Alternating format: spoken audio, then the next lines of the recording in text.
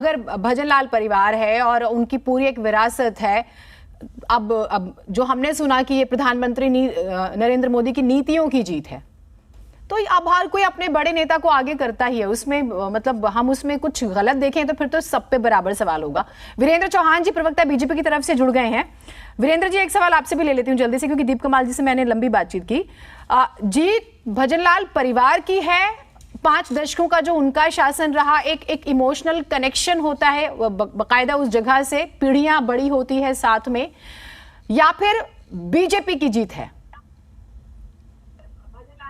देखिए, एक बात तो समझनी चाहिए कि क्योंकि ये चौधरी भजनलाल और उनके परिवार के साथ आदमपुर वो कई दशकों से खड़ा है जी, तो परिवार के नाते भव्य की जीत में, उस विरासत के नाते या उस विरासत की इस जीत में कंट्रीब्यूशन है, बड़ी कंट्रीब्यूशन है, प्रभावी कंट्रीब्यूशन है, उस बात से इनकार नहीं किया जा सकता, न ही करना चाहिए।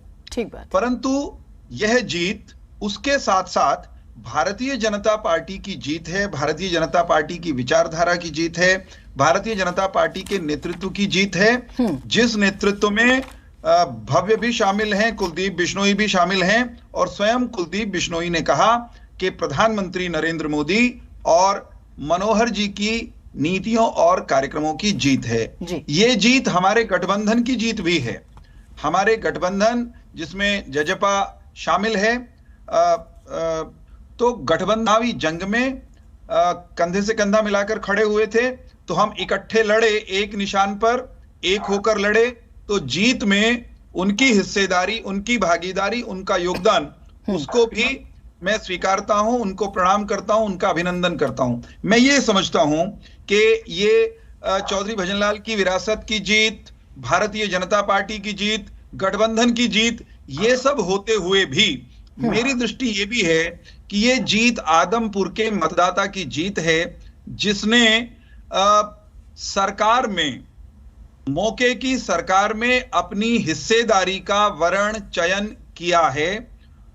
आदमपुर की जनता ने प्रभावी अंतर के साथ भव्य बिश्नोई को जिताकर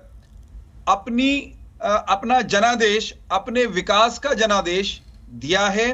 क्षेत्र का विकास वो पहले भी हो रहा था, लेकिन अब भव्य के अगुवाई में, भव्य की देखरेख में, मुख्यमंत्री जी के आशीर्वाद के साथ वो और बेहतर ढंग से होगा। ठीक है। कोई अगर इसको केवल कांग्रेसी मित्र खासतौर पे कह रहे हैं जी कि ये तो चौधरी भजनलाल की जीत है, ये तो उनका गढ़ था, लेकिन जब आज से पहले की डिबेट्स में, हो सकता है आपके साथ भी एक आध बार चर्चा हुई हो, जब हम ये कहते थे कि ये परंपरागत रूप से उस परिवार का पक्का गढ़ है, तो कांग्रेसियों की भाषा मैं याद कराता हूं, वो ये कहते थे उनके प्रवक्ता कि देखिए जी, ये गढ़ चौधरी भजनलाल या कुलदीप बिश्नोई का नहीं रहा कभी भी, ये तो कांग्रेस का गढ़ हुआ करता था।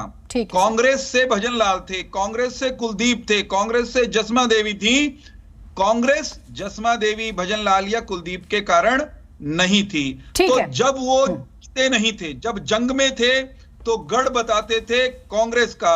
अब हार गए हैं तो खिसियानी बिल्ली की तरह। ठीक है, अभी मैं कांग्रेस प्रवक्ता से प्रतिक्रिया लूंगी, लेकिन हाँ, आपके लिए मैं एक सवाल जरूर छोड़ूंगी सर। मान सम्मान और भागीदारी अब आदमपुर को कितनी मिलेगी, ये भी आप जरूर बताइएगा, क्योंकि ये भी कहा जाता था प्रचार प्रसार में कि आदमपुर को हमेशा निग्लेक्ट किया गया, नजरअंदाज किया गया, क्योंकि आपने कहा कि आदमपुर वासियों की जीत है, तो आपने जो मांगा वो उन्होंने दिया आपको, अब आपकी बारी है। मैं इस पर आऊंगी सर, आपसे बात करूंगी। टीना जी, मुख्यमंत्री जी ने, हाँ ठीक है सर, अभी मैं बाकी मेहमानों के, क्योंकि मुझे ब्रेक लेना होगा, तो मैं एक बार सबकी प्रतिक्रिया ले लूं। टीना जी, कुछ मंथन हुआ?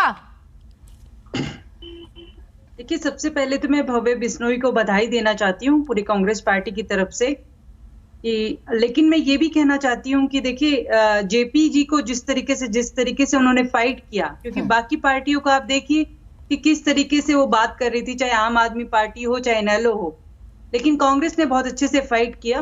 तो मैं जयप्रकाश जी को भी बधाई देना चाहती हूँ। लेकिन मैं अभी आपके चैनल के माध्यम से ही सुन रही थी कि जिस तरीके से कुलदीप बिश्नोई जी ने जयप्रकाश जी पर जो हमला किया, वो बहुत ही निंदनीय है। क्योंकि हम ये एक तरीके का हम लोकतंत्र को बचाने की बात कर रहे हैं, देश एक को बार बचाने में की बोलने बात दीजिए कर रहे प्लीज, हैं। वीरेंद्र जी बोलने दीजिए, प्लीज बोलने दीजिए। नहीं, एक एक करके तो हाँ हम बोलिए। लोकतंत्र को बचाने की बात कर रहे हैं, ऊपर से एक ये देखिए चुनाव में हार जीत लगी रहती है, लेकिन इसको हम इस तरीके से नहीं कर सकते कि आप किसी पर हमला करें, है ना। इस सभ्य समाज में अगर हमें ये सुनने को मिलता है तो ये बहुत ही दुर्भाग्यपूर्ण है, देश के लिए भी है और खासकर हरियाणा प्रदेश के लिए भी है। कौन सा तो हमला, मैं एक बार आप आपके थोड़ा चैनल के स्पष्ट भी कर दीजिए, जो दर्शक हमारे साथ अभी जी। जुड़े हुए हैं, कौन सा हमला? अभी जो हमला आप ही के चैनल के माध्यम से नहीं, मैं दिखाया समझ गया रही है, हूँ, मैडम। लेकिन मैं ये समझना चाह रही हूँ, सियासी तौर पर बयानबाजियां भी होती हैं तमाम तरह की। अभी देखिए वोटिंग वाले दिन पे हमने कई हमलों की खबरें सुनी। जी अब विजेंद्र जी तो वीरेंद्र जी पूछ रहे हैं। आप मुझे एक बात बताइए, इससे पहले कभी आपने कोई ऐसी घटना सुनी? इससे पहले आप देखिए, अब पंचायती राज संस्थाओं के भी जो चुनाव हुए हैं उसमें भी लगातार, तो क्योंकि ये इस समय हो क्या रहा है, नफरत की राजनीति हो रही है देश के अंदर, चाहे प्रदेश के प्रत्याशी अंदर। जो जीत चुका है, टीना जी, जो जीत चुका है वो अपनी छवि क्यों खराब कराएगा? आप मुझे एक बात बताइए। नहीं, बजाय छवि आप समझिए ना, जो पहले ही जीत चुके हैं, जो जीत चुके हैं, वो हमला क्यों कराएंगे? जो पहले ही जीत चुका है, और ये बड़ा स्पष्ट होता है, कुछ लड़ाइयां तो स्पष्ट होती है कि भाई अगर कुछ हुआ तो फलाने पर ही आरोप आ जाएगा। उस सूरत में ये एक तरीके का तो ये भाईचारा जो था ना वो खत्म हो गया है इस समय। अब जो है भारत की राजनीति या प्रदेश की राजनीति वो बिल्कुल बदल गई है।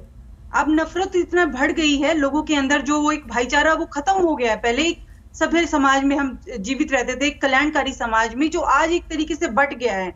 तो मैं इस पर भी ध्यान दिलाना चाहती हूँ आपके नहीं, अभी उस पर देखिए, जो आप बात कह रही हैं, लेकिन उसमें उस बात का जवाब नहीं मिल रहा ना कि आप लोग क्यों हारे। अगर आपसे पूछा जाए कि कांग्रेस पार्टी क्यों हारी है तो आप क्या बताएंगी? क्योंकि समाज में बंटवारा हो गया है, आप ये तर्क दे देंगी क्या? क्यों हार गई कांग्रेस पार्टी? मैं आपसे ये पूछ रही हूँ। आपके नेताओं में गुटबाजी थी, कुमारी शैलजा नहीं आती हैं, किरण चौधरी नहीं आती है, रणदीप सुरजेवाला नहीं आते हैं, आपके प्रत्याशी को लेकर एक मत नहीं था, आपके ही कार्यकारी अध्यक्ष से मैंने सवाल जवाब किया, सुरेश गुप्ता कहते हैं कि प्रत्याशी चुनने से पहले एक बार बातचीत कर लेते। तो आप ये बताएंगी या ये बताएंगी कि समाज में क्या हो रहा है, कैसे जीतेंगे आप बताइए?